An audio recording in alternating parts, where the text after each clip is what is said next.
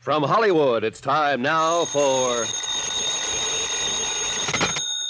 Johnny Dollar. Ben Gartley, Johnny. Amercon Northern Trust. Oh, hiya, Ben. What do you hear from Wall Street? Save your money. What money? The money I'm going to pay you for this case.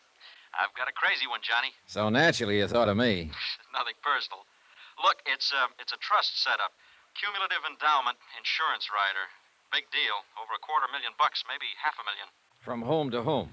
From a Mrs. Ezra Grimley, widow, to her granddaughter, Susan. So? Mrs. Grimley owns the Flintrock Ranch in Nevada. Never heard of it. Our representative out there is Jonas Parks. He's the president of the Flintrock First National Bank. Never heard of it. It's a whistle stop about 20 miles from Las Vegas. That I've heard of. Parks started the deal rolling, and then he got cold feet, and now he's yelling for help. Thinks the old lady may be crazy. I mean, literally. And there does seem to be a reasonable doubt. Unless Parks himself is crazy. Well, that's also a possibility, Johnny.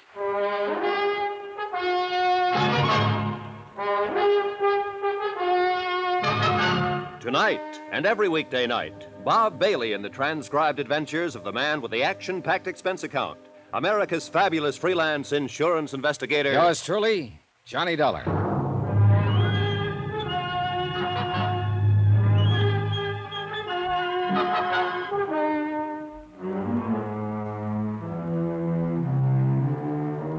From Special Investigator Johnny Dollar to the Home Office, Amercon Northern Trust Company, Hartford, Connecticut.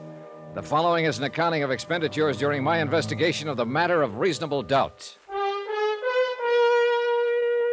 Item 1, $154.40, transportation and incidentals, Hartford to Las Vegas, Nevada, where I checked into a hotel and then phoned the local office of a national business and credit rating bureau that my client retained on a permanent consulting basis. I asked for a rundown on Jonas Parks and got it. An A1 set of references. Parks had been a resident of Nevada for 32 years and president of the Flintrock Bank for 17. He was regarded locally as a cautious investor, a prudent financial advisor, scrupulously honest, and as sound as a dollar. A silver dollar. Crazy? Hardly. Item 2, $32.50. Deposit and first day's rental on a drive-it-yourself hired car. Mileage, Las Vegas to Flintrock, 23.6. Itemized building appraisal, Flintrock. 3 bar casinos, all needing paint. 1 restaurant, 1 general store, barber shop, garage, welding shop, railroad depot, also needing paint. 4 dwellings, and of course, 1 bank. Jonas Parks, president. What can I do for you, young fellow? Well, my name is Dollar, Mr. Parks, Johnny Dollar. I'm a special investigator for Amercon, and I'm here in regard to the Grimley Trust case. Oh, yes. Well, I'm mighty glad to know you, Mr. Dollar. And I don't mind telling you I'm glad you got here. Oh? Here, pull up a chair. Okay, thanks. Sit down. It's been a real odd day. Funny-looking clouds hanging off there toward the river. Yeah, I noticed them driving out from town. Storm clouds, that's what they are. This time of year? Son, in this neck of the woods, it can happen any time of the year. Cloudbursts come up just like that, and they're over just as fast. Uh-huh, that's very interesting. You're a hypocrite, young fellow. What makes you think so? You didn't come clear across the country to hear a dissertation on desert storms, so stop sitting there trying to pretend you're interested. Whatever you say, Mr. Parks. Matter of fact, you weren't even half listening to me. No, as a matter of fact, I wasn't. Well, what were you doing then? Looking you over, sizing you up. Come to any conclusions? A couple. Such as? Well, in the first place, I'm inclined to discard the theory that you're crazy. That what they told you in Hartford? Well, they figure one of you is, either you or Mrs. Grimley. They do, eh? And what is your second conclusion? That you were sitting there sizing me up. You're right. I was. Come to any conclusions, Mr. Parks? Yeah. One, Such as? that we'll probably get along together all right, you and me. Good. Then suppose we Right. get down... The Grimley case. Oh, no wonder they thought what they did. Maybe they're right. Maybe we are crazy, both of us. Well, as I understand it, Mrs. Grimley wanted to set up some kind of insured trust for her granddaughter. You started the proceedings for her, and then stopped cold and called for help. Yes, that's about what happened. Well, why? Was she financially unable to carry out the deal? Of course she's able. I wouldn't need any outside help if that was the problem. She's been banking with me for mighty near 20 years. Then is she mentally incompetent? Sarah Grimley is as sane as... Well, at least I've always figured she was. But confound it, Mr. Dollar, there's something wrong out at that ranch. Oh, what do you mean? I don't know what I mean. Well, if you don't. I mean, it's mostly things you can't put your finger on. Little things that add up, finally. Add up to what? I don't know. It's just a feeling, kind of a... A hunch? Is that what you mean? Yes, if you want to put it that way. So I brought you clear out here from Hartford on a hunch. Go ahead, say it. Relax, Mr. Parks, relax. I've had hunches of my own. And sometimes the horse is one. But I don't even know why I think something is wrong. All right, what's the setup out there at the ranch? What's the background? Mrs. Grimley is a widow. Her husband died about 14 years ago, and she stayed on afterward and ran the ranch. Of course, her son Ed and his wife were there with her until 3 years ago and done most of the work. And they moved out 3 years ago? No, they were killed in an automobile accident. This girl, Susan, that Mrs. Grimley wanted to set up the trust for, is their daughter. She's going on 17 now. Then the two of them live there alone. No, there's another couple, Walter Grimley and his wife, Hilda. Walter's Mrs. Grimley's nephew. Sort of manages the ranch. Does a pretty good job of it, too. Mm-hmm. Then that's the whole family. Mrs. Grimley, her nephew Walter and his wife, and her granddaughter Susan. That's the family, for better or worse. Mr. Parks, do you even have any idea as to what might be wrong? Not the slightest. You're on your own, son. Well, how did this trust business start? How did it come about? Miss Grimley came into town one day about 2 months ago and sprung it on me out of a blue sky. First time she'd been in town, nearly a year. Did she say why she wanted to set up the trust? No. She says it was nobody's business but her own. She's changed a lot in the last year. She's not herself anymore. And the trust was intended in its entirety for her granddaughter Susan. That's right. Within the next 3 years, she wanted the whole estate transferred to the girl. Did Susan know about it? According to Mrs. Grimley, nobody knew about it, and she didn't want anybody to know. All right, then. You started the ball rolling, and then you stopped it. Her nephew, Walter, came in to see me last week. He knew something was up, and there was no use trying to lie to him. When I told him what she was doing, he said that she would never go through with it. So? Oh, I went out to the ranch to see her, laid all the cards on the table.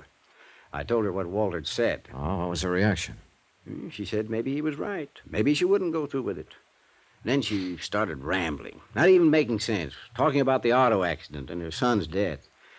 But before I left, she told me again that I should keep pushing the trust, get it set up. So you called for help? I called for help.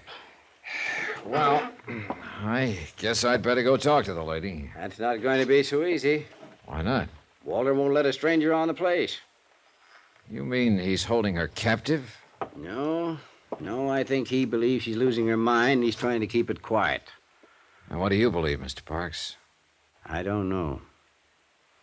Well, maybe we can find out. I hope so. Just one thing, though. Be careful. Of what? I don't know. Jonas Parks had one other suggestion, that I pretend to be a special investigator for the Cattlemen's Association. I agreed to try it. 4 miles from Flintrock, the narrow ranch road left the plateau and began climbing up through the broken bluff country. 1.5 miles from the ranch house, I pulled out the choke, flooded the engine, and let the car cough to a stop, the old out-of-gas gimmick. And about 10 minutes later, I was wishing I'd thought of some other plan.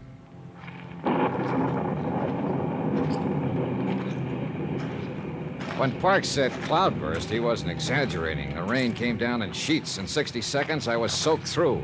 And in another 2 minutes, the dry ground was a muddy bog. I kept on walking, or trying to walk, and the footing got worse. By then, I'd had it, or at least I thought I had. I hit the mud, rolled into a pile of boulders, and pulled my gun. A man was riding slowly toward me on a horse, holding a rifle over his arm. I edged down between the rocks, took a sight on him, and waited. Whoa there. Whoa. He dismounted and walked toward me, carrying the rifle carelessly. Apparently, he thought he'd drop me. I let him get within 12 feet. All right, hold it. Drop that rifle. Get your hands up. I said drop it. What's the idea? Well, that's a good question. Only I'm the one to ask it. We're trespassing. We've been losing cattle. So I've heard. What do you mean you've heard? I'm an investigator for the Cattlemen's Association. Are you Walter Grimley? Yeah, that's right. What do you expect to find sneaking in here on foot this way? Not what I did find, at least. Look, I've got a car back there on the road. I ran out of gas. I understand the owner of the Flintrock is a Mrs. Ezra Grimley. Yeah, she's my aunt. Well, I'd like to see her. I'm afraid that's impossible. Why? What's your name? Dollar, Johnny Dollar. Mr. Dollar, go back to your car and wait. I'll send some gasoline from the house. Huh? When you get it, turn that car around and get off the property. You're working for me, you know. I'm a member of the association. And you know as well as I do that you've got no more authority than any other private individual. So get out and stay out. And if I don't? Well, then you're a trespasser. And I won't miss twice. The next time I'll kill you. Is that clear? It was clear. Perfectly clear. And at this point, I wasn't ready to force the issue. So I conducted an orderly, strategic withdrawal, and short I went back to the car. The rain stopped before I reached it. And a few minutes later, a station wagon came lumbering down the road from the ranch and braked to a stop a few yards away. The girl who came toward me carrying a 5-gallon gasoline can was a living little doll, a daffodil, as perky and bright as a brand new penny. Hello there. Hi. I'm Susan Grimley, and you're Mr. Dollar, and you're out of gas, and I've got some for you. Well, here, that's pretty heavy. Let me take that. No, just stand back and avoid the splash. I'm an old hand at this. In fact, I'm a chronic empty tanker myself, and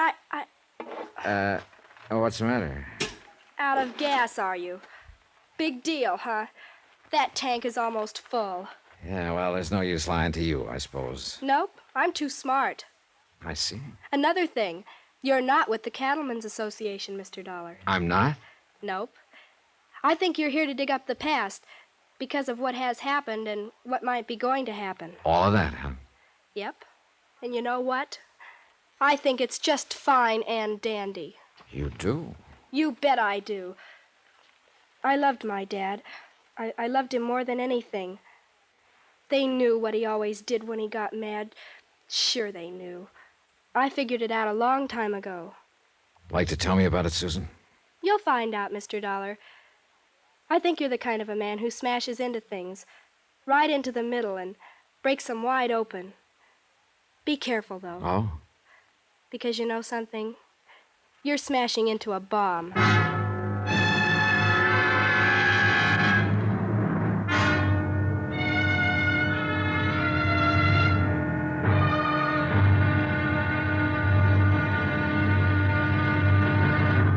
Now, here's our star to tell you about tomorrow's intriguing episode of this week's story. Tomorrow, the dead past speaks in a musty morgue, or tries to. And a living lady gets cozy, or tries to. Really tries to. Join us, won't you? Yours truly, Johnny Dollar.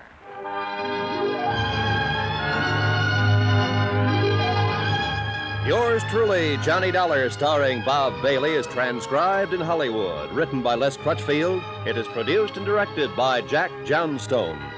Be sure to join us tomorrow night, same time and station, for the next exciting episode of Yours truly, Johnny Dollar. Roy Rowan speaking.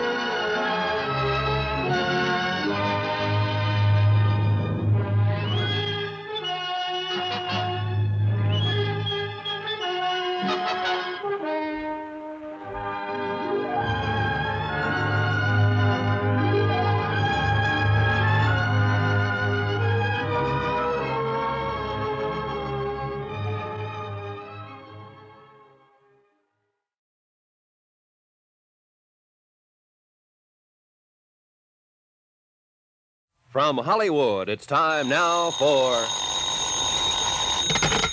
Johnny Dollar. Jonas Parks, Mr. Dollar, the Flintrock Bank. Yeah, I know. The man who warned me. How's that? You said it would be tough to get into the Grimley Ranch. Well, I got rained on, shot at, threatened, outsmarted by a 16-year-old girl, and I still didn't see Mrs. Grimley. You aiming to give up? For tonight, yes. I'm busy trying to dry out my bones over the heat from a triple brandy. Well, I'm going out to see Mrs. Grimley in the morning. I'll try to fix something up. Yeah, do that, will you? And something else, Mr. Parks. That auto accident 3 years ago when Susan's parents were killed.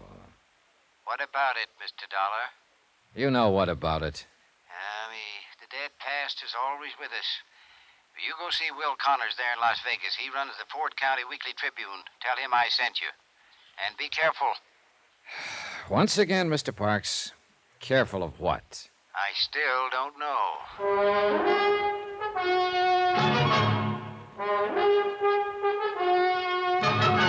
Tonight and every weekday night, Bob Bailey in the transcribed adventures of the man with the action-packed expense account, America's fabulous freelance insurance investigator. Yours truly, Johnny Dollar.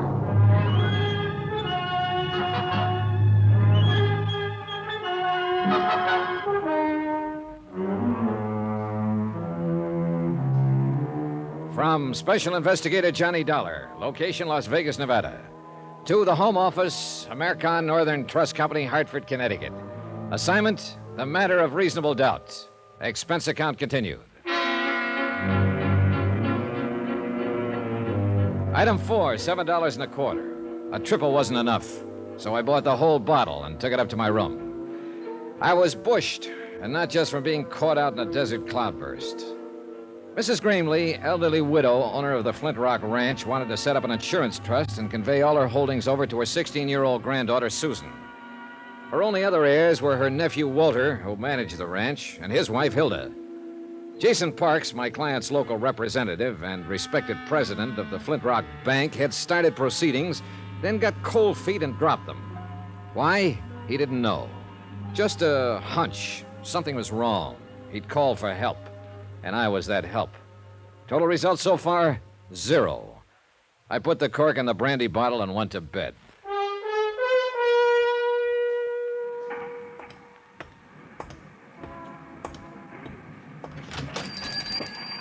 I'll be with you in a minute, young fellow. No hurry. The Weekly Tribune, like 1,000 other Weekly Tribunes across the country. Not competing with the big dailies, not even trying to. Printing the little things, homey things, and hanging on. One-man office, editor, publisher, reporter, proofreader, and at the moment, linotype operator.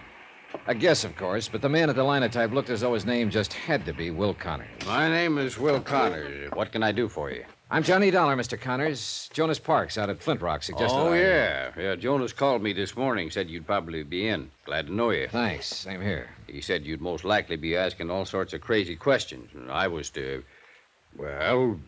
Humor me? Well, you might put it that way. Said I was to answer them if I could. Did Mr. Parks tell you who I am? Nope. Didn't ask him. Jonas and me been friends for 20 years, and if he says you're all right, then that's good enough for me. Well, thanks to both of you. Just one thing, though, Mr. Dollar. There going to be a story in this? Maybe. Any chance giving me a scoop on it? Scoop? I haven't heard that word in years. I ain't had one in years. In fact, I ain't never had one. Always have to get my front page stories by reading these here Las Vegas dailies. Yeah. Bunch of smart alecks getting telegraphs from Moscow and Paris and France and all them places. Anybody can get scoops that way. But me, I got to get out and scratch for what I print. Well, I'll... Oh, it sure do me good to put one over on them dudes. I'd get me out an extra. A big banner headline on it. Got the type for it, too. Never been used. Exclusive. Right across the top. It'd knock 'em back on their byline. All right, Mr. Connors, all right. If there is a story, you get it. That's a promise. A scoop. A living, breathing scoop. Doggone. Yeah. Now, about the questions. Yes, sir, young fella. What do you want to know? Anything you can tell me about Mrs. Grimley and the Flintrock Ranch? Mrs. Grimley? Well, now, there is a woman for you, son. They don't make that kind these days. Noticed any change in her lately? Well, I wouldn't want this to go any farther. I understand. And I guess it depends on what you mean by lately. I ain't seen her but twice in the last year. They don't allow no visitors out there anymore. So I found out yesterday her nephew took a shot at me with a rifle. You don't say. My, they are getting clannish. Do you know of any reason for him acting that way? Well, there's something funny going on out that ranch. What, for instance? Couldn't say. But like I was telling you, I've only seen her twice, and she was different somehow. It was like she was, well, breaking up, sort of. Scared of something? Maybe. I don't know. Of a nephew by any chance? Walter? Well, I'd say he acts about as scared as she does, or as upset, at least. Maybe they're both scared of something. What about the granddaughter, Susan? Is she scared, too? Not that one. Oh, she's strange enough, all right. But the old Nick himself wouldn't scare her none. What do you mean she's strange enough? You met her, Mr. Dollar? For about 3 minutes yesterday afternoon. That's long enough. How'd she strike you? Well, it was one of the most honest kids I've ever met. Or else the cleverest. Yeah, that's about the size of it. Which do you think? Beats me. I've known her since the day she was born. Yes, sirree, it's quite a family, including that fancy wife of Walter's. Hilda? What about her? Well, let's just say she's too much for him. You follow me, son? Yeah, I think so. Well, they're all worried. They're on edge. Either about the same thing or different things. They're pushed. They're driven. You can feel it. There's a pressure out there, and anything can happen. Maybe it already has. Hmm? Maybe it happened 3 years ago. What do you mean? There was an auto accident 3 years ago, and Mrs. Grimley's son and his wife, Susan's parents, they were killed in it. Well, I've got the morgue files here. I wrote it up pretty complete when it happened. Yeah, I'll want to look through those files later. But right now, you want the story behind the story. If there is one. Well, if there is, I don't know it. I think you would, if anybody would, being a newsman. Well, as far as I know, it was just an accident. Well, how'd it happen? Well, it was on the road to the ranch, up there where it winds through the bluffs. It was raining, pitch black. There'd been an argument back at the house. Well, they had a lot of arguments, I guess. But anyway, Hilda got mad and left, and took her car and headed for town. And a while afterward, Ed had all he could take, and he run out, too, and jumped in his car. Susan tells me that was a habit of her father's whenever he lost his temper in an argument. Yeah, he'd always get in his car and drive like a demon till he got over it. She also made a kind of a strange remark. She said they knew about it. What do you mean by that? Well, I guess you'll have to ask Susan what she meant. All right. So Ed jumped in his car that night. Yeah, and Mary went with him, trying to calm him down, I guess. So he come around that curve. He must have been doing 60, skidding, half out of control. And there was Hilda's car parked on the curve right square in his headlights. Just smashed right into it at full speed. Both cars rolled over the bank, caught fire, and burned up. Him and Mary were dead before the car stopped. How did Hilda get out of it? She wasn't there. She had a flat, left her car parked, and started back on foot. I see.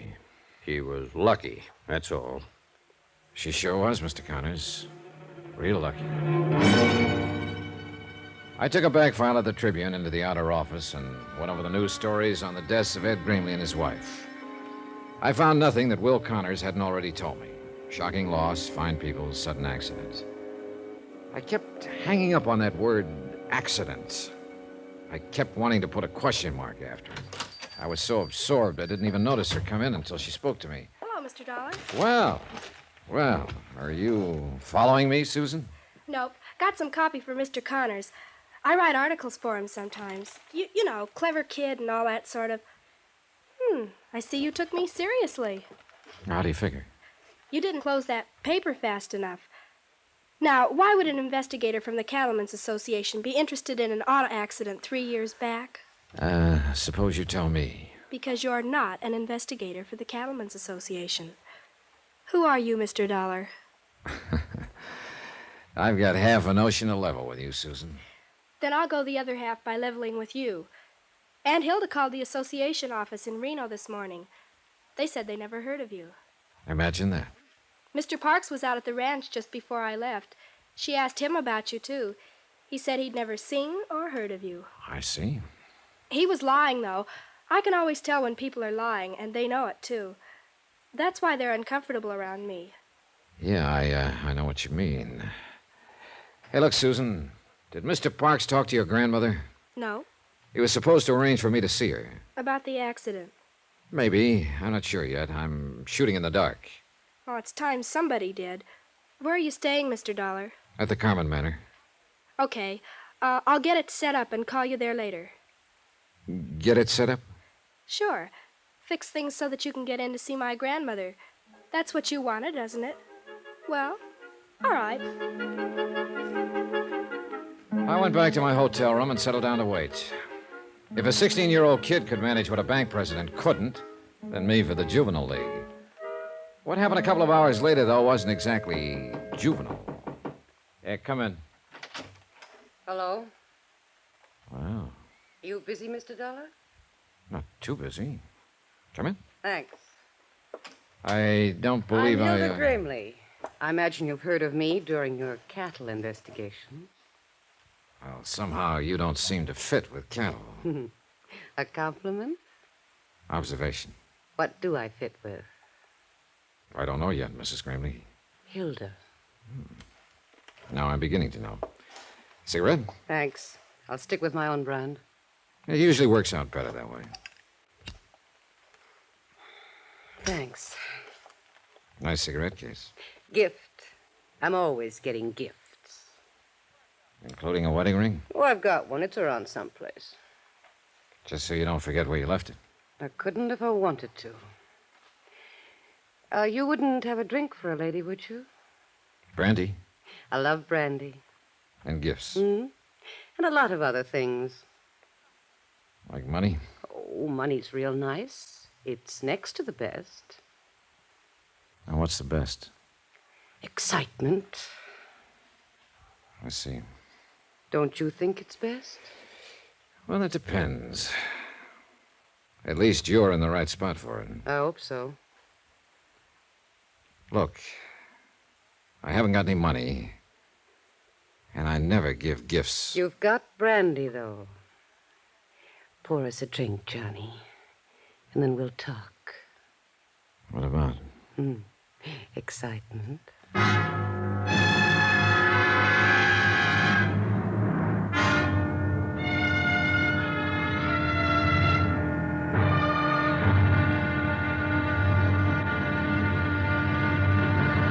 Now, here's our star to tell you about tomorrow's intriguing episode of this week's story. Tomorrow, a worried old lady shows her mettle, a gambler shows his hand, and the game gets tense, tight, and a little bit frightening. Join us, won't you? Yours truly, Johnny Dollar. Yours truly, Johnny Dollar, starring Bob Bailey, is transcribed in Hollywood. Written by Les Crutchfield, it is produced and directed by Jack Johnstone. Be sure to join us tomorrow night, same time and station, for the next exciting episode of Yours truly, Johnny Dollar. Roy Rowan speaking.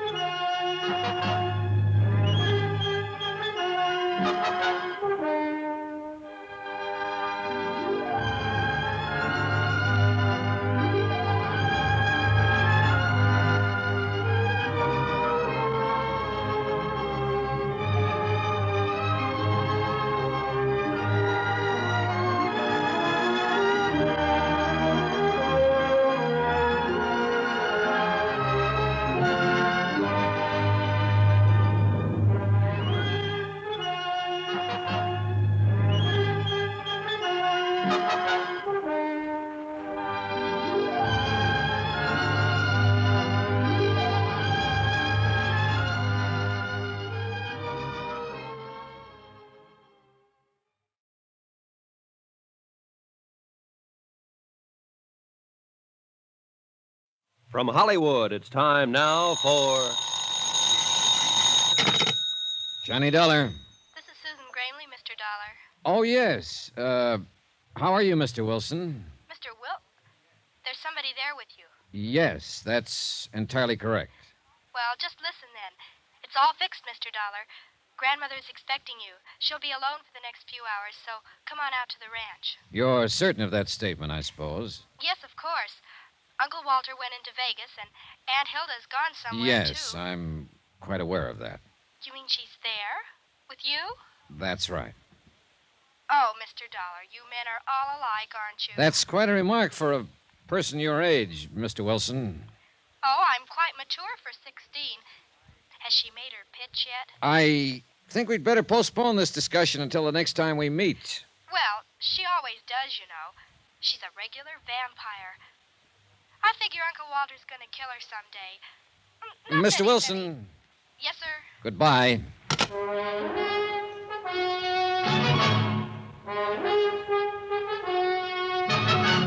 Tonight and every weekday night, Bob Bailey in the transcribed adventures of the man with the action-packed expense account, America's fabulous freelance insurance investigator. Yours truly, Johnny Dollar.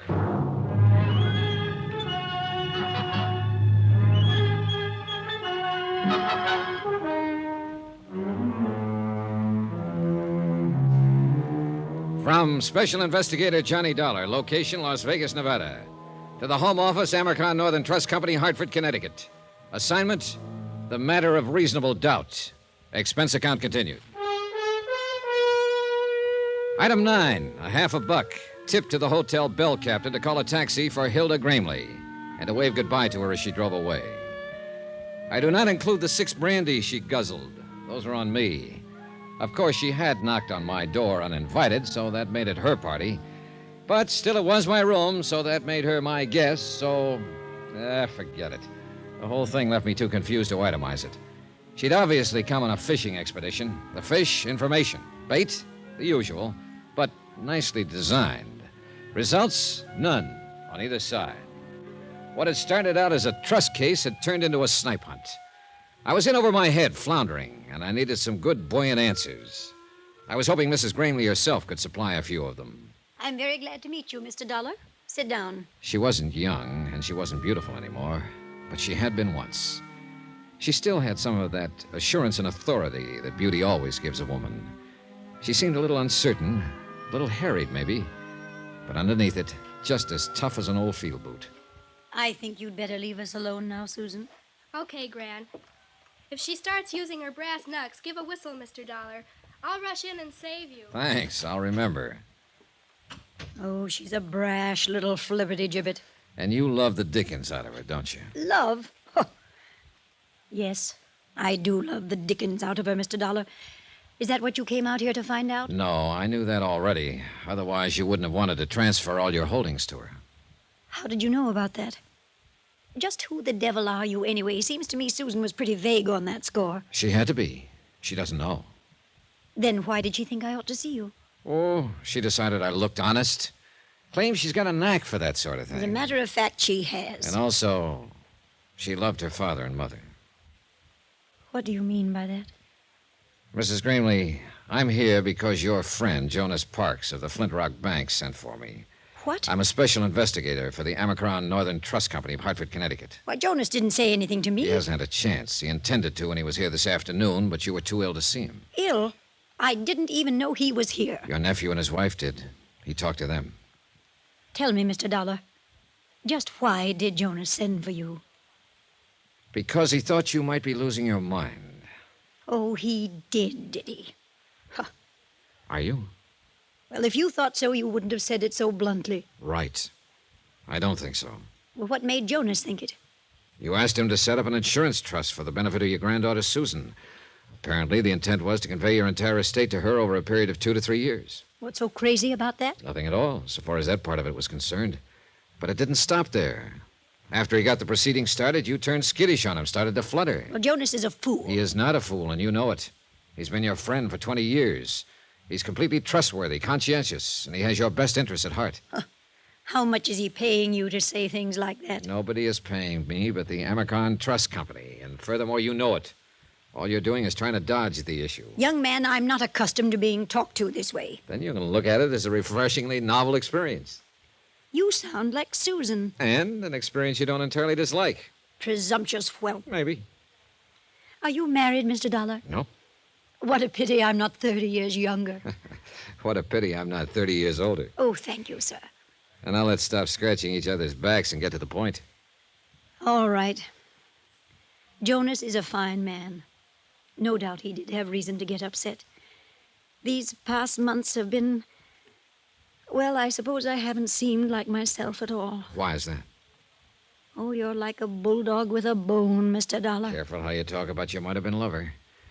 What has been wrong these past months? Maybe I am losing my mind. Because actually, nothing has been wrong.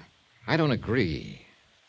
I think something is wrong right now. Then why don't you tell me about it? All right, I will. Apparently I'll have to if we ever expect to get anywhere. All right, some months ago you stopped going into town, stopped having visitors. Then you decided to get rid of your estate, turn it over to Susan. When your nephew, Walter, heard about it, he implied to Jonas Parks that you were losing your mind. Then you yourself started to back down on the idea. Why? Was Walter putting pressure on you? Not exactly. What were you scared of, Mrs. Grimley? It's got something to do with Walter and Hilda, right? Sit down. Almost a year ago, I discovered that the two of them were stealing me blind. Tampering with the ranch accounts, forging signatures, all sorts of ways. Why didn't you take it to Jonas or to the police? Because I didn't believe it at first. By the time I was absolutely sure, they'd cut the ground out from under me. So you tried to convey the property to Susan secretly? Yes, until Walter learned what I was doing. Who's the push in that pair? Who's got the brains? Why, she has. Walter doesn't even have the gumption to get in out of the rain on his own. Uh-huh. Then she must have been the one who planned the auto accident. And he went along with it, of course. What auto accident? 3 years ago, when your son and his wife were killed on the road to... Oh, I'm sorry, Mrs. Grimley. I supposed you'd already guessed it. Guessed? What? That it was probably murder. An old lady, tired and lost, seeing herself surrounded by enemies, living in fear. But she at least knew one thing, that she wasn't alone now, that somebody else believed her and was on her side. Don't worry about her, Mr. Dollar. She'll be all right. Well, she had quite a shock, Susan. She had to know sometime. Oh, it's not a matter of no, exactly. It's only suspicion. All right, you go to your church and I'll go to mine. But I know Walter and Hilda murdered my parents. And I think you know it, too. Well, call it a real strong suspicion, then. So what are you going to do about it? What do you suggest I do about it? Advise my elders? I'm only a helpless young female. You're about as helpless as a mongoose with a cobra. Flattery? No, just a statement of fact. Say, look, what do you think they've been doing with the money they've cheated your grandmother out of? Oh, that's easy. Uncle Walter gambles. And gambles and gambles. And loses and loses? Uh-huh. He's not real bright, you know. Where does he do this? Different joints in Vegas? Oh, just one, mostly. A club called the Lead Balloon, and the name figures. Any special reason he hits that particular club? I think it's the only one that'll take his IOUs. The owner came out here to collect a couple of times. Happen to know his name? Sure, I got big ears. His name is Deuce McCoy. Deuce McCoy, the Lead Balloon. And the rest of the dough, Hilda. She's what's known as a luxury dame, Mr. Dollar. Yeah, so I gathered. I'll bet you gathered. Oh, relax, will you? I'll send you out of the room. Yes, sir. Does she run around with other men? Oh, Mr. Dollar. All right, then. Do you happen to know any of them? Nope. I've managed not to, but it hasn't been easy. One or two, or does she play the field? I wouldn't know, but she's always getting gifts from somebody. Oh, she's a real cool operator. But of course, you know that, since you've been one of her victims. How would you like to get spanked? I don't know. I've never been. But I can quote you all kinds of psychology about it. Take, for instance... Never mind. Good night.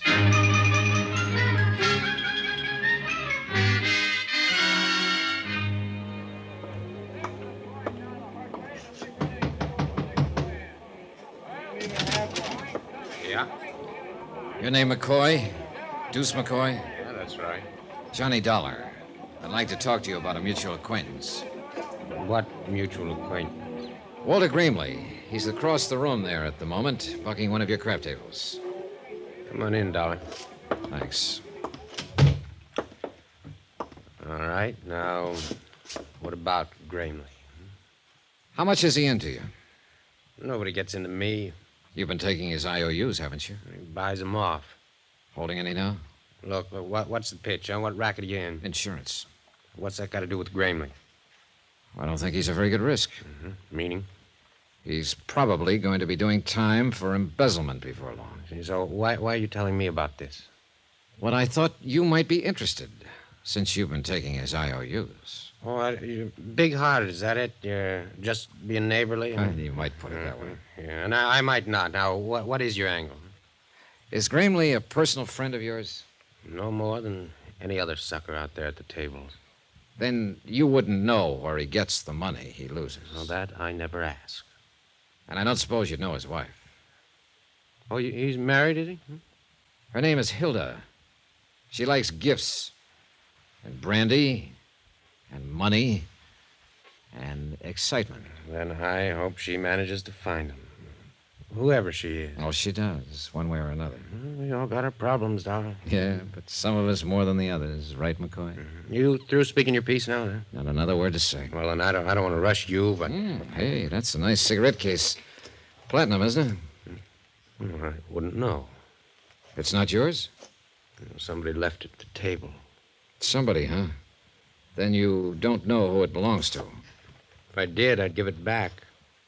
Then I'll save you some trouble, Mr. McCoy. I do know who it belongs to.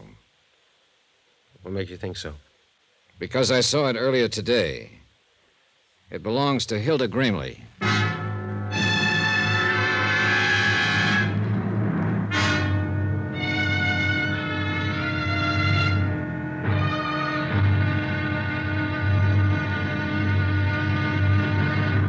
Now, here's our star to tell you about tomorrow's intriguing episode of this week's story. Tomorrow, the pressure hits the top and the whole mess starts to crack. Join us, won't you? Yours truly, Johnny Dollar.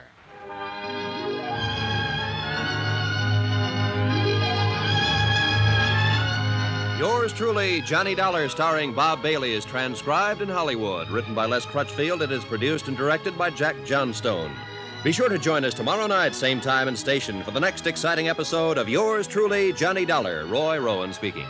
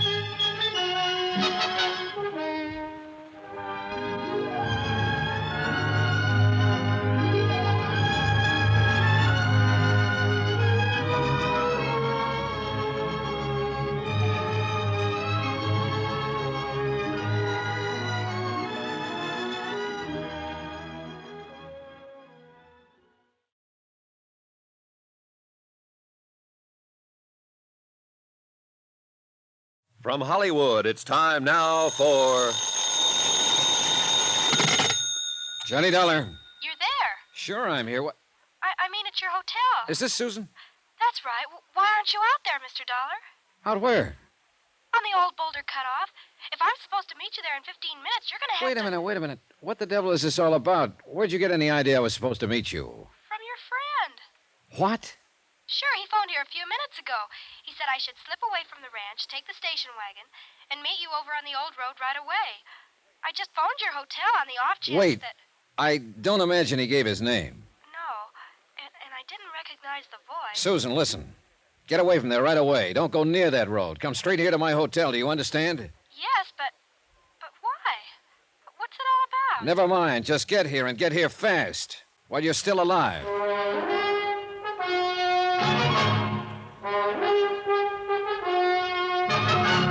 Tonight and every weekday night, Bob Bailey in the transcribed adventures of the man with the action-packed expense account, America's fabulous freelance insurance investigator. Yours truly, Johnny Dollar.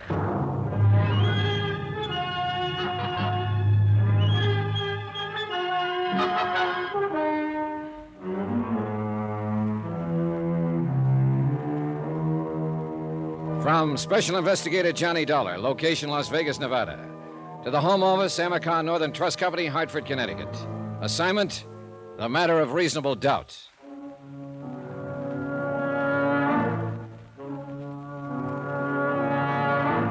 It was only 9:30 p.m., less than 2 hours since I'd thrown my rock into the pool to stir up the fish. I'd expected results, sure, but not this fast, and not this deadly. I'd picked a gambling casino owner named Deuce McCoy as my broadcaster, and I'd let him know who I was, why I was here, and what I was going to do. Apparently, the news had gone out fast. But I couldn't figure this move. Even with young Susan out of the way, they still couldn't get their hands on her grandmother's estate. It didn't make sense. At least, not right then. One thing, though, that I was sure of. If Susan Grimley had driven out that deserted road alone, she'd have never come back. Not alive. Who is it? It's me, Mr. Dollar. All right, just a second. Well, come on in, Susan. Thanks. I guess it's I, though. I mean to be correct. I don't care whether it's I or me, just as long as it's you. Say that again? Oh, skip it. You have any trouble? I missed the green light at Fremont and 5th. Anybody follow you from the ranch? Nope. Who was there when you left? All of them. Uncle Walter and Hilda had just come in. Together. Can you beat it? Well, then it wouldn't have been Walter who phoned you. Oh, not him. He's got a kind of a sneaky undertone. I'd have recognized him right away. And you didn't recognize the voice on the phone? No. He didn't say much, just that he was a friend of yours, and you wanted me to meet you right away, so I said okay, and he hung up. I see. Well, maybe you do, but I don't. Oh, what did you mean when you said, get here while you're still alive? I wish I knew. Look, Susan, that phone call wasn't just a practical joke. Then you do know. I know somebody was trying to get you out on that desert alone tonight, and they weren't trying it just for laughs. You mean they... I mean the luckiest thing you ever did was to pick up that phone and call this hotel. But why, Mr. Dollar? Why would anybody want... That's what I don't know. I don't see what they'd hope to gain by it. They know the trust hasn't been set up yet. Your grandmother's still in control of the property, not you. Look, excuse my ignorance, but I don't think I know what you're talking about. Well, maybe it's time you did, since you seem to be right in the middle of it now. Look, your grandmother decided to set up an insurance trust and convey all her holdings over to you. To me? Gran was going to do that. Jonas Parks at the Flintrock Bank started proceedings, then got cold feet. He got the idea there was something screwy behind the whole thing. So he wired Hartford, and the trust company sent me out here to investigate. But Gran never said a word. She didn't even mention it. She was scared to death, afraid Walter and Hilda would find out and block her off, have her declared incompetent, get control of the estate, and leave you clear out in the cold. She thinks a lot of you, Susan. Gran's the most, isn't she? How did she seem when you left? Back on her feet? Oh, better than she's been in months. More relaxed. I guess she's counting on you, Mr. Dollar. Yeah, well, I wish I could be sure she could. Look, that phone call I got, if Uncle Walter and Hilda weren't behind it, then who was? Oh, I don't know. I'm pretty certain that by now they know who I am and why I'm here. And they know I'm out to get them. I dropped the word a couple of hours ago. I figured they'd react all right, but I didn't expect this move against you. But there has to be somebody else in on it, Mr. Dollar. Neither of them made the phone call. Yeah, I know. But nobody else even knew about the trust. Jonas Parks did, and Will Connors of the Weekly Tribune. But they've been friends of Grand's for years and years. They wouldn't do anything to harm her. I didn't say they would. And they couldn't have had anything to do with the accident that killed my parents. Nobody could have, except Hilda and Uncle Walter. Unless, of course, it was just an accident. Oh, you know better than that, Mr. Dollar. Oh, I'm beginning to wonder if I actually know very much about any of this. Susan, listen, how scared are you? Oh, I'm not scared at all. I'm just bewildered, I guess. Good, then you won't be afraid to stay here alone for a while. Of course not. Sounds kind of grown up, in fact. Yeah, well, all right then. Don't leave the room. Keep the door locked and don't let anybody in. If someone should try, call the manager and have him call the police. Don't answer the phone unless it rings twice. That'll be me. Got it? Got it. Good. Hey, there are a couple of magazines there on the nightstand. Can I ask you what you're going to do, Mr. Dollar? Sure, you can ask. See you later, Susan. Stinker.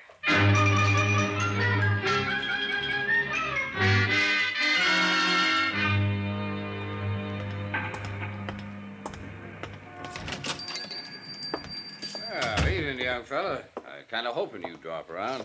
Wasn't sure I'd find you here, Mr. Connors, this time of night. Oh, the paper comes out tomorrow, Mr. Dollar. Oh, sorry, I didn't know. I always stay around late the night before press day, just in case a big story breaks. Sure. Got to be here, to break down the front page and remake the galley and all. Them's technical terms, of course. Oh, I see. Yeah, I was kind of hoping you might have a story for me by now. Maybe that scoop we was talking about?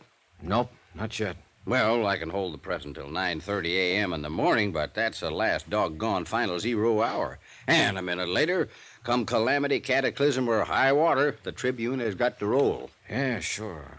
Well, maybe you'll have your scoop before 9:30, Mr. Connors. You mean you're working on a clue? Check. Hot dog. Yep, you said it. You getting close to the denouement? To the what? Denouement. Yeah, that's a technical word. That's when the detective always pounces. Oh, yeah. Well, I'm not about to pounce at the moment, Mr. Connors. Yeah, well, keep your voice down, son. Why? There's nobody else here. You never know on this kind of a case. Well, let's take a chance. All right. I'm game if you are. Good. I've got a couple of questions I'd like to ask you. Shoot, son. You know anything about a gambler named Deuce McCoy? Owns the Lead Balloon Casino over across town? Well, I know who he is, all right. He don't own it, though. He just runs it for a syndicate. Works on a salary, you mean? Salary and percentage, I reckon. He ain't getting rich on it, though. Not the way he lets it get away from him. On what? Just 2 words, son. Women. Hilda Grimley wouldn't be one of them, would she? Well, it's a new one on me if she is. Of course, you live and learn. Yeah, you sure do. Yeah, and be right cozy if something like that was going on. Her husband spends half his time in McCoy's place. Yeah, I know. You figure Deuce McCoy's tied in on this Grimley thing? I don't know.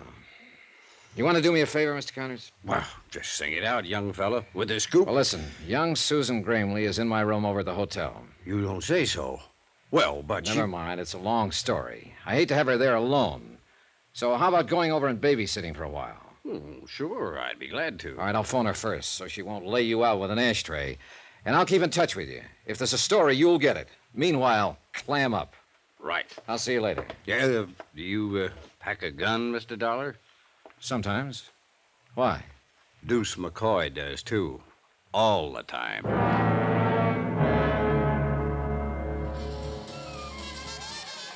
The evening was just starting in the Lead Balloon, with 2 crab tables already in action, 2 more standing by, and a roulette wheel warming up.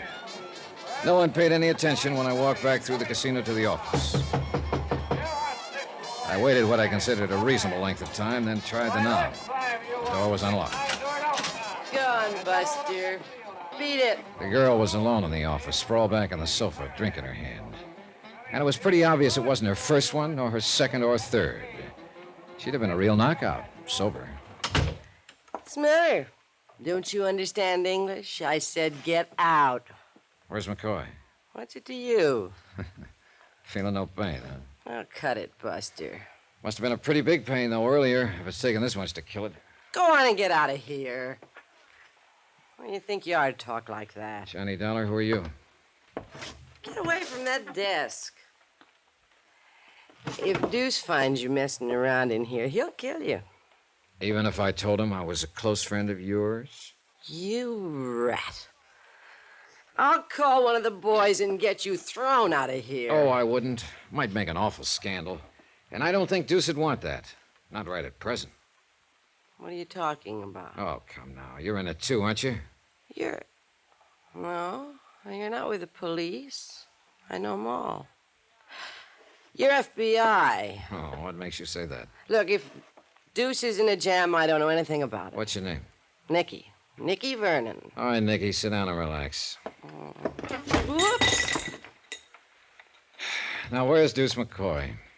Think if I knew I'd be sitting here by myself, lushing it up? I suppose you were McCoy's girl before Hilda Grimley cut you out. Cut me out, nothing. That rotten little sneak's been asking for it, and I'm about ready to give it to her, Was she too. here this evening? You see any blood on the rug? Just let me catch that dirty Shut little... up, Nicky, and sit down, will you? Now, what about Walter Grimley? Was he here? Yeah, earlier. He was here in the office for about an hour. I don't know what they talked about. Deuce made me get out. And Deuce left right afterwards? Oh, half an hour or so. He had to wait to make a phone call first. I see. Well, if you're smart, you'll forget him, Nicky. I've got a hunch he's not coming back. It's her. He's gonna go off with that dirty... Knock it. He's going off because he's in a jam. That's one thing you were right about. And by now, he must know the whole thing is falling apart. I think he'll try to run for it. I ought to kill that dame. Why? Why don't you throw away that bottle and forget about him? He's no good, Nicky. You know that, don't you? Sure, I know it. Then why are you beating your heart out over him? You've never been a woman, have you, Mr. Dollar?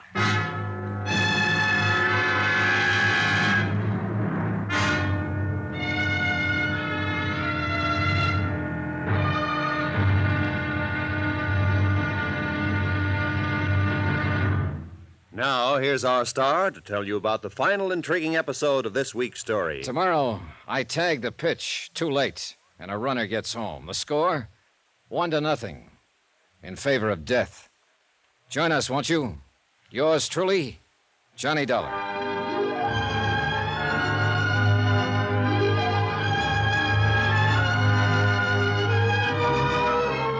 Yours truly, Johnny Dollar, starring Bob Bailey, is transcribed in Hollywood. Written by Les Crutchfield, it is produced and directed by Jack Johnstone. Be sure to join us tomorrow night, same time and station, for the next exciting episode of Yours truly, Johnny Dollar. Roy Rowan speaking.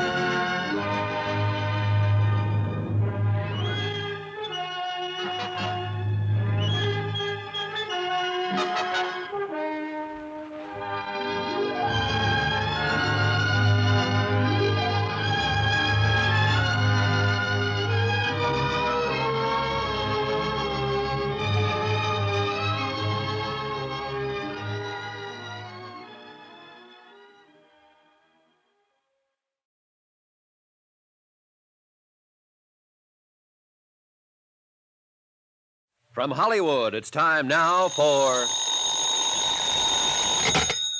Johnny Dollar. This is Mrs. Grimley, Mr. Dollar. Oh, good. I understand you were trying to reach me. I just told your nephew, Walter, that if he didn't have you on this phone within 3 minutes, I'd be out there at the ranch with a posse of police. Oh, I'm afraid there's some mistake, Mr. Dollar. You see, I told Walter I didn't wish to talk with you. You what? I admire your persistence, young man, but... Are you saying this of your own free will? You're not being forced? How ridiculous. Who's there with you? Just my nephew, Walter, and his wife, Hilda. Sure. I'm coming out there, Mrs. Grimley. Mr. Dollar, you were sent out here from Hartford to investigate an insurance trust I was arranging for my granddaughter. Well, I've decided not to set up the trust, so there's no further reason to involve yourself in my affairs. Good night, Mr. Dollar. Hello. Hello. What have you got cooking with the Gramleys anyway, Mr. Shut up, Nicky. Let me think.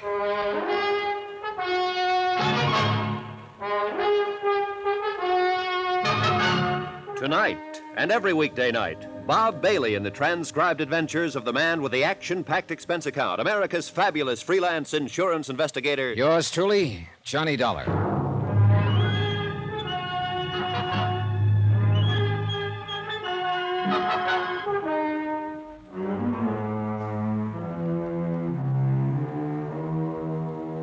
From Special Investigator Johnny Dollar, location Las Vegas, Nevada, to the Home Office, Amercar Northern Trust Company, Hartford, Connecticut. Assignment, the matter of reasonable doubt. Expense account, final page. Item 12, 75 cents. I had a pint of black coffee sent in for Nikki Vernon, girlfriend of missing casino operator Deuce McCoy. She'd been overworking a bottle of scotch, and I figured the coffee would help clear the fumes. And it might have, if she'd drunk it. No, take it away. I don't want any coffee. I couldn't figure that phone call from Mrs. Grimley. She knew her nephew and his wife had been stealing from her. That's why she'd started to set up the trust to save the estate from them and turn it over to a young granddaughter, Susan. And she knew also, I told her, that Walter and his wife had probably contrived the auto accident that had killed Susan's parents. And yet now she seemed to have reversed her whole attitude. Maybe Jonas Parks had been right. Maybe there was a reasonable doubt as to her sanity. Maybe a lot of things. But all of the answers were out there at that ranch. She's to blame for it. Things were all right with Deuce and me till she came messing around. If it hadn't been Hilda, it would have been somebody else. A whole lot you know about it. Oh, why don't you drink some of that coffee, Nicky? I don't want any coffee. Okay, suit yourself. Go ahead and enjoy your broken heart, then. Kill the rest of that bottle if that's what you want. Cry up a storm. Live it up. Wallow in it. I'll get that dame. It's the last thing I ever do. For what? You ought to thank her for getting that rat off your neck. What'd you have to turn him in for? Deuce never did anything to you. He never had the chance. Well, what's he supposed to have done that's so horrible? It's more what he tried to do. Oh, sure. You happen to know young Susan Grimley? Yeah, I've seen the kid. Why? Well, your lover boy phoned her out at the ranch earlier this evening, disguised his voice, said he was a friend of mine. He tried to get her to meet him on the old Boulder Cutoff out in the middle of the desert. If you think Deuce would try to date up a 16-year-old kid, you're crazy. Nicky, I think he was going to kill a 16-year-old kid. It's her fault. Hilda Grimley. She and her sneaky little henpecked husband got Deuce mixed up in something. I don't imagine he was very hard to mix. That dame's been asking for it for a long time. Yeah, I know, and you're about ready to give it to her. Well, forget it. Sober up, find the nearest exit, and then run like the devil. I want Deuce. So do the police. And they're the ones who are going to get him. They're covering the airport now, the depot, all the highways.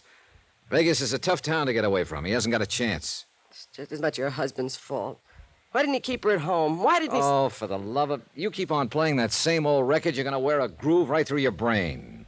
Maybe so. Now, look, I got things to do. Are you going to be all right here alone? Well, I'm just fine.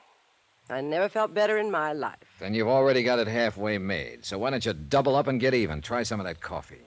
You're a real busy guy, Mr. Dollar. You put the finger on a man with one hand, and at the same time you try to sober up his girl with the other. Sure. And if I had a broom, I'd sweep the office. Well, then why don't you go be busy someplace else? That's exactly the idea. All right, kid, you're on your own. Good luck, Nicky. Good luck? Huh. What do you care what kind of luck I have? Oh, I don't know.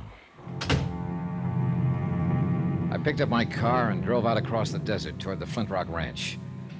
I couldn't quite imagine Mrs. Grimley being intimidated. The idea of Walter and Hilda standing over her, holding a gun at her head and making her say things against her will was pretty unbelievable. Faced with a threat like that, she'd probably say, shoot and be blasted. It just didn't make sense.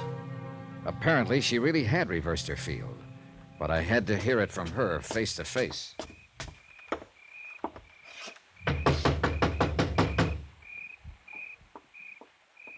Who is it? Johnny Dollar, open up. I said open up. What's the idea? Mrs. Grimley told you to stay away from here, didn't she? I don't know. There was static in the phone. I want to hear her say it again. You don't What do you mind think if you're I'm doing? Coming in? All right, Walter, let's go talk to Mrs. Grimley. Look, Dollar, you haven't got that much weight to throw around. Suppose we get it straight right now and save a lot of time. I came out here to talk to Mrs. Grimley, and I'm going to talk to her. Now, if you want to go at it bare knuckle, let's get started. Or if you're thinking of that gun routine again, go ahead and pull it. I'm packing one myself. And if you're not going to make any kind of a move, then you just stand right there with your face hanging out while I go on in and talk. What's going on in here, Walter? Good evening, Mrs. Grimley. Dollar won't take no for an answer. He just forced his way in. I'm glad to find you looking so well. I thought I'd made myself clear on the phone, Mr. Dollar. Really? Come on, let's go on into the living room where we can all be more comfortable. Come back here. I must insist that you leave at once. Who was at the door? What are you doing here? Well, if it isn't Hilda, the lovely lady who likes money, gifts, and excitement. Fine. That's why I came out, to stir up a little excitement. I think you're taking a good deal upon yourself, Mr. Dollar. You know, I'm a little surprised at you, Mrs. Grimley. I thought you wanted me to follow the case through. There is no case. Oh? Since when? You heard what she said. That's what you came for, all right. Now beat it. Down, Walter. Mrs. Grimley, are you telling me you're going to drop this whole thing, let this pair here edge you out and Susan along with you and take the whole estate? You can put any interpretation on it you like. Just as long as you leave this house at once, and please don't come back. You have no right to interfere. And what about your son and his wife? Have you forgotten that those two leeches there killed them? You're out of your mind. Am I? What do you think, Mrs. Grimley? Am I out of my mind? I'm afraid you are. My son and his wife were killed in an automobile accident. A terrible tragedy, but unavoidable. Sure it was. After Walter and Hilda here set it up. Will you please leave now? Have they threatened you? Is that it? Are you scared to talk? Because if you are, speak up. I imagine I can handle them. You're being quite ridiculous, Mr. Dollar. Will you now go, please? It beats me. It really does. If I hadn't... I'll answer it. Hello? Who? If that's for me, you better let me take it. They know I'm here. All right. Take it. Nobody's stopping you. It was Will Connors on the phone. He'd been keeping in close touch with the police, and he was calling to tell me what had happened. Deuce McCoy had been arrested. He'd been picked up at the airport trying to board a plane and was being taken to the city jail. I hung up the phone and told the three of them what Will had said. That touched off the fuse. Arrested? Deuce has been arrested? At the airport? I don't get it. But you will get it, Walter. Deuce will talk. He'll spill the whole thing. And I think we'll be able to make a case against you and Hilda even without Mrs. Grimley's testimony. Susan, was she with him? Is she all right? Mrs. Grimley, Susan has been in my hotel room with Will Connors for the last... So that was the hold they had over you. They told me this man Deuce had phoned her and tricked her into meeting him. Susan doesn't trick so easy. She called me Get and your I... hands up, Dollar. Oh, now it's a little late for a gun, Walter. You won't find it any easier to run than Deuce did. He's right, Walter. Let me think. There must be some way... Let you think. That's what I've been doing for the last 10 years, and you thought us right into this. Walter! The airport. You know what he was doing? He was running out. The kid didn't show. He knew something had gone wrong, and he was taking a powder. And not even telling me. There's no time now Left us here holding the bag. And now you say, let me think. Why didn't you think before? It was your idea, cutting him in on this. No, she's got a lot of cute ideas. Nicky. She's a real little brain. What the devil are you doing here? Slumming, Mr. Dollar. The door was open, so I walked in. You mind? Look, whoever you Look are. what, sucker. I've seen guns before. Why didn't she use it on them? When they were playing you for their #1 patsy. What are you talking about? Deuce McCoy and that little sneak you're married to there. You mean you still don't know? She's lying, Walter. Don't you wish I was? They had you right in the middle, sucker. Deuce was taking it away from me on the tables, and little Hildy was getting it back from him after hours. I bet they got a lot of laughs out of it. Better hand over that gun, Walter. It's true, isn't it, Hilda? Of course not. Take a gun to him, huh? Well, maybe it's not too late. Walter, what are you going to do? Give me the gun, Walter. Sure. Why not? I don't need it now. He killed her. His own wife. Stood right there and shot her down in cold blood. Did you call the police, Mrs. Grimley? Yeah, tell them to hurry right out. They can take me in on a real charge now. I didn't mean for her to get killed. You know something, Dollar? No. Suppose you tell me. That's the first big move I've made in the last 10 years. That Hilda didn't plan.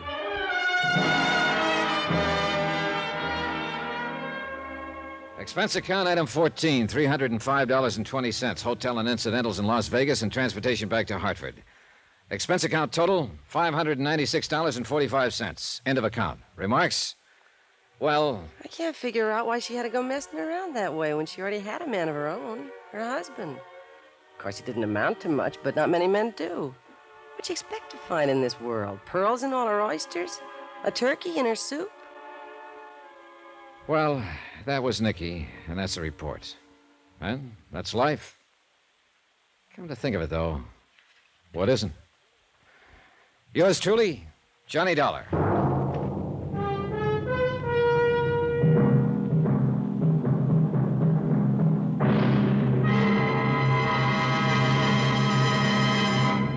Now, here's our star to tell you about next week's intriguing story. Next week, Indestructible Mike, the most amazing character I ever met. A man with 9 lives at least. Join us, won't you?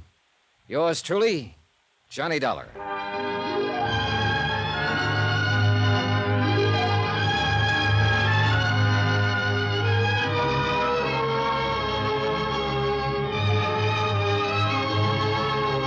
Yours truly, Johnny Dollar, starring Bob Bailey, is transcribed in Hollywood. Written by Les Crutchfield, it is produced and directed by Jack Johnstone. Heard in our cast were Susan Whitney, Richard Crenna, Jeanette Nolan, Forrest Lewis, Inga Adams, Paul Richards, and Gene Tatum. Musical supervision by Amerigo Marino and Carl Fortina. Be sure to join us on Monday night, same time and station, for another exciting story of yours truly, Johnny Dollar. Roy Rowan speaking.